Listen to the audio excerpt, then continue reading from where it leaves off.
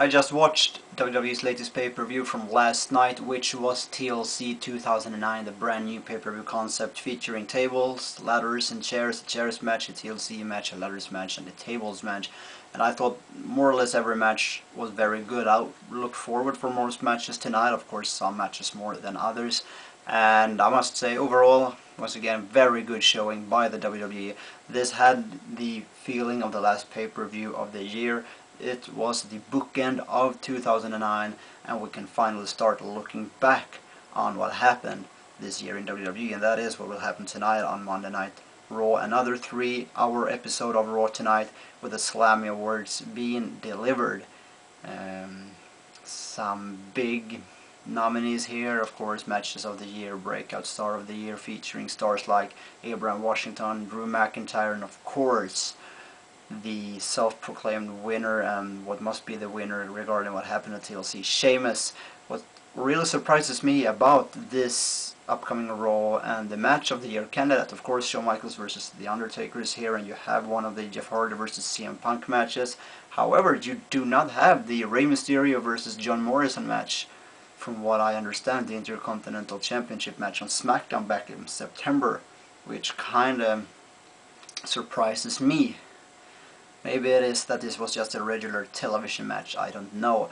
However, heading on now to the TLC pay-per-view, there was a very good showing. They started out with the ECW Championship, finally back on the pay-per-view with the goal of stealing the show, Shelton Benjamin versus Christian. I thought Shelton Benjamin was going to win the title, that this was the time for Christian to drop it. Yet again, he retains against another superstar. This was a really good match.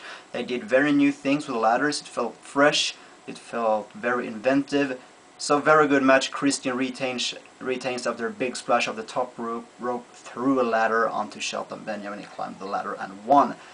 Then we had the match, Drew McIntyre, whom I believed was not going to win again against John Morrison, but he did just that. He defeated John Morrison in a very good match, yet another good match, a match which Morrison actually had Drew McIntyre beaten, but McIntyre's leg was under the bottom rope after the Starship Pain delivered by Morrison. From there on, Morrison got the eye poked, I should say, by McIntyre and was pinned, followed by a double underarm, underhook, something, DDT, and new Intercontinental Champion, first new champion crown of the night, Drew McIntyre. Then we had the Divas match, which had quite a build to it. Some people have thought that Mickie James has been respectlessly handled and treated by WWE for being called Piggy James. She did not win a title, which kinda is a signal from the WWE. Mickie James has been accused of not working out hard enough, not training hard enough, as she has indeed gained a few pounds on her waist. She lost the feud, a feud in which she has pretty much been coming up on the short end the entire time. So still champion Michelle McCool, and I believe I was wrong again, wasn't I? Because I believe I predicted Mickie James to win this title. I really thought most of the things pointed towards Mickie James. So I was wrong once again. Then we headed on to John Cena versus Sheamus, the most obvious match of the night. We thought there's no way Sheamus was going to win the belt. Once again, a pretty good match for a tables match. It kind of held it low. There wasn't as much violence in this match. There wasn't as much tables involved. Actually, only one table cracked through the entire match, and that was the final table. When Cena was pushed, shoved off the top rope, or was he? He fell off the top rope trying to deliver a superplex to Sheamus, fell through the table that he intended to suplex Sheamus through, and he lost the match, according to the referee. And new WWE Champion. Wow, Sheamus, I never believed I would say that. This is a real bold thing to do by WWE. It's actually a big gamble, and this is, well, we speculate, is Sheamus going to stay the champion for a couple of months, or is he going to lose the title tonight? Interesting scenario here for me. Telling you, it's actually, Cena seemed kind of distant after the loss last night, and maybe it would be, as I said, an interesting scenario if Cena simply refused to take the rematch. Simply saying, okay, I'll step back. Apparently there are some wrestlers, according to what Carlito said on Raw earlier, that does not believe in me. So if that's the case, maybe I shouldn't represent Raw. Maybe I shouldn't have a title match. Maybe there is up to these guys who apparently feel that I am not the guy to step up themselves and prove themselves, and I should go elsewhere, try something else. Not try something else than wrestling, but trying facing someone else, setting up another goal, maybe going into the Royal Rumble match and earn my way back to gain the respect. Now I know some people would say, yeah, that's the fucking way it should be because we hate John Cena. But I say this from a wrestling booking standpoint, that it would be interesting seeing this. Not because I hate John Cena, but because that would be an interesting way of having it evolve from right now. So Sheamus, the new WWE Champion, winning in a dubious way, still a win, still a new world WWE Champion, World Wrestling Entertainment Champion. I was wrong in that match as well. 4 wrongs out of 4 possible, that ain't bad, isn't it? Then moving on to the next match, Kofi Kingston, no, that was the, that comes later, Batista versus The Undertaker. Batista won, we thought. No, he didn't, because he gave a blatant low blow to The Undertaker, and I think that was good, Theodore Arlong stepping in, because yes, it wasn't only pinfall and submission ending to the matches, but still, the only illegal foreign object or illegal thing you could do was use of the chairs. Normally this WWE kinda drops it here and loses it and makes the entire match a no DQ match, meaning the wrestlers can do whatever. However, WWE stick to their own rules, having Batista not being allowed to win the title via a low blow, restarting the match, The Undertaker won. Kudos to WWE, because it was a chairs match, it wasn't a no DQ match, meaning the only illegal way to win was to use the chairs. So The Undertaker retains, and he's gunning on for maybe another month and a half till the next pay-per-view in Royal Rumble. So my first match being right.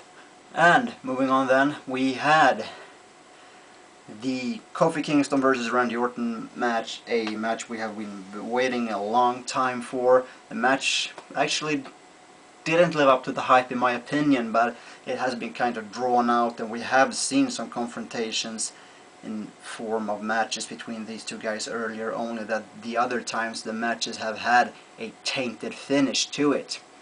This time it was a clean win. Randy Orton won via an RKO. Randy Orton was almost hit by Trouble in Paradise towards the end. He dodged that, hit the RKO and won. And finally, actually, Orton got retribution for a feud where Kofi Kingston has been on the winning side for most of the times. We had Orton being beat in Madison Square Garden.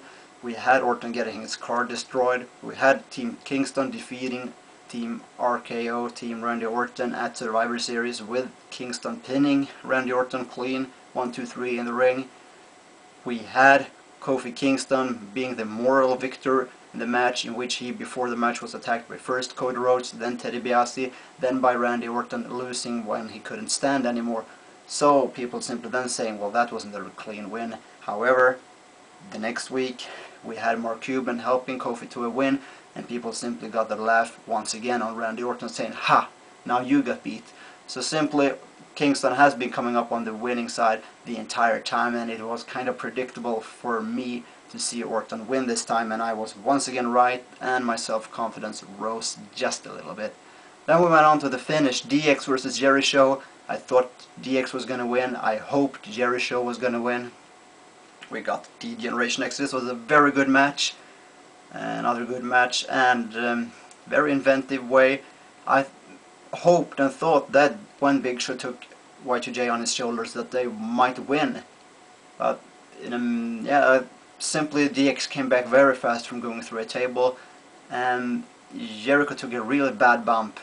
It looked like his shin struck the edge of the table when he fell from the shoulders of Big Show. I hope he's okay. I haven't heard anything about him being injured, so that's all fine and dandy, I guess. And I hope that's also fine and dandy with WWE's Tag Team Division as of now. So the Generation X are the new Tag Team Champions, and I don't know who will win the belts from them. I simply hope that they put the tag team titles first and foremost, and that they are prestigious tag team champions. There have been some speculations as what might happen to the status of the titles should DX win. Now we will find out for ourselves. and we don't have to judge without knowing. So that was the pay-per-view, a really good showing, a real good closure to 2009. Tonight is the Slammy Awards of 2009 on Monday Night Raw, 3-hour special. We're gonna know who had the match of the year, who's the breakout star of the year, commentators of the year, divas of the years, wrestlers of the years. Jericho was the wrestler of the year last year. He might not be it this year. With that said, also feel free to check out my just new edition Kill or Keep, which is uploaded along with this video. This week's subject is the ECW brand, Kill or Keep. Share your opinion in that video and feel free to present your arguments. Thank you for watching and have a nice day.